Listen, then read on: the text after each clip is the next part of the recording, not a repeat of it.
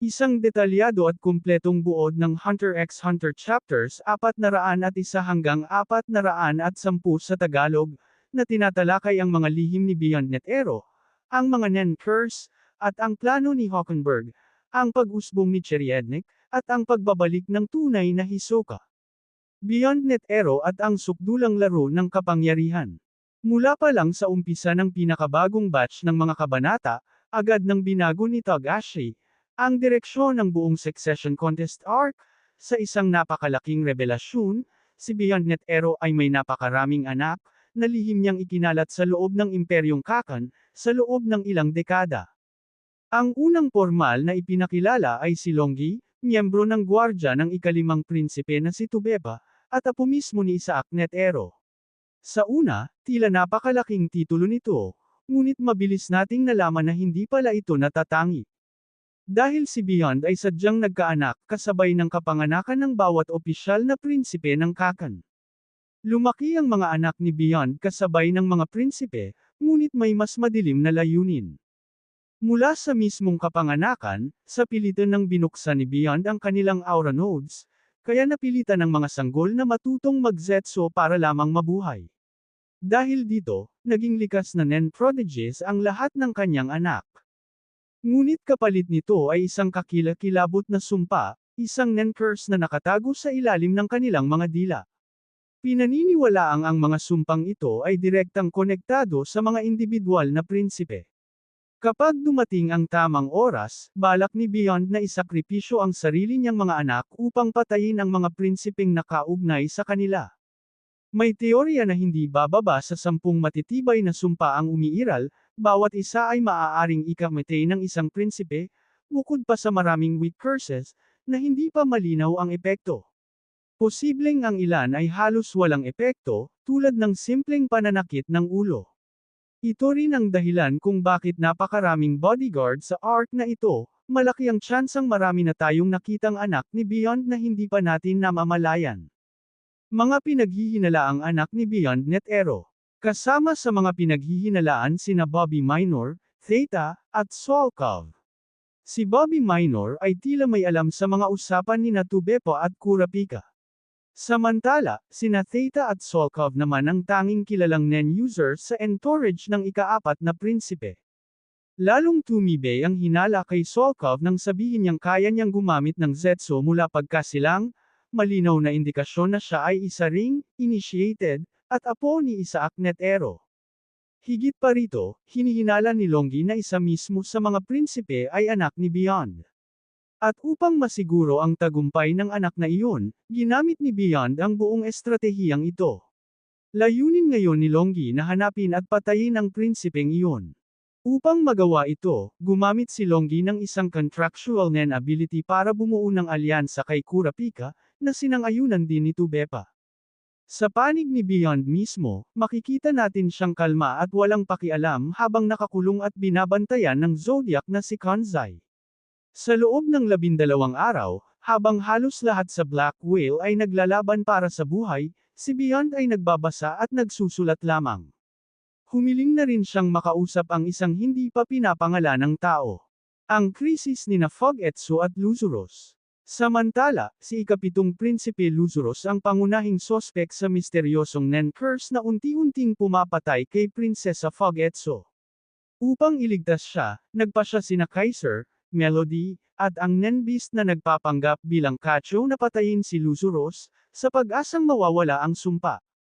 Isa itong napakadelikadong hakbang, lalo na't kakaunti ang ebidensya at kulang ang karanasan ng grupo sa assassination.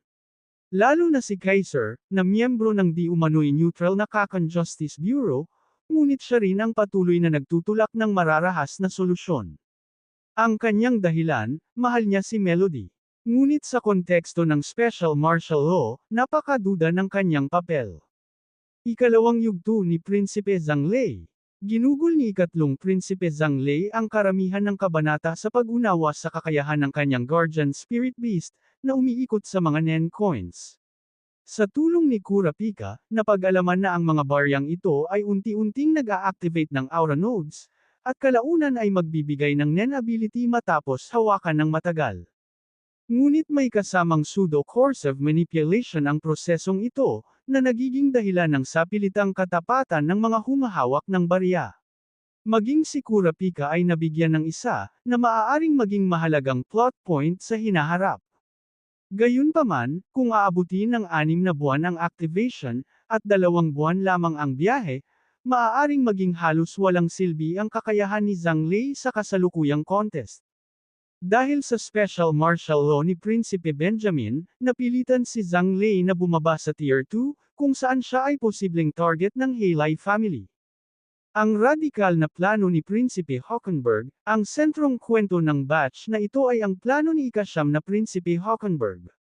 Upang kontrahin ang assassination plan ni Balsam Ilko Might, ginamit ni Hockenberg ang kanyang Nen ability na, Grimly Dissonances, na sa hindi inaasahang pagkakataon ay nagpalit ng kaluluwa nila.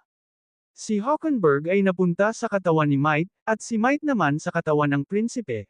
Agad na pinatay ni Hockenberg ang sarili niyang dating katawan gamit ang TSK-17, na siya ring planong gamitin ni Might sa kanya.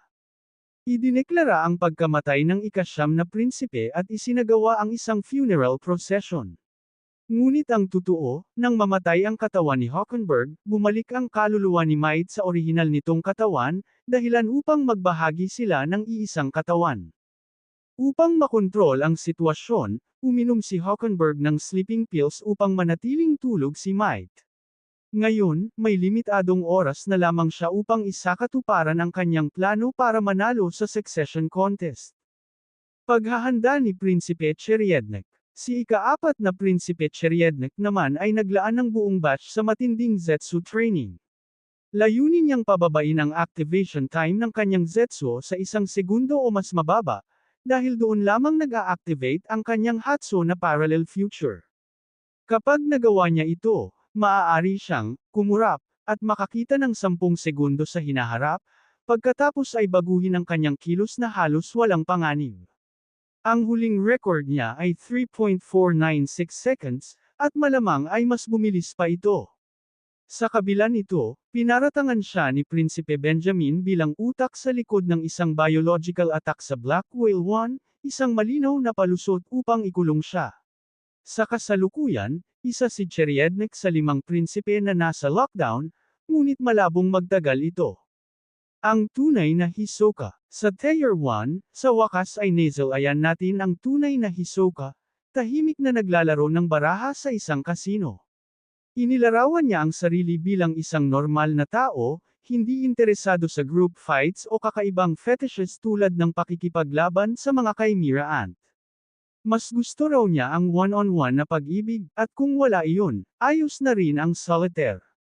Ngunit malinaw na may double meaning ito, isang pahiwatig na alam niyang naroon si Bonelenev, na dati nagpapanggap bilang Hisoka.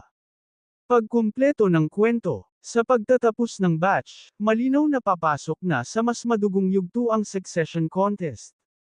Ang mga anak ni Beyond ay unti-unting lumilitaw, ang mga sumpa ay nagsisimulang gumalaw, at ang mga prinsipe ay isa-isang naiipit sa mga bitag na hindi nila lubos na nauunawaan.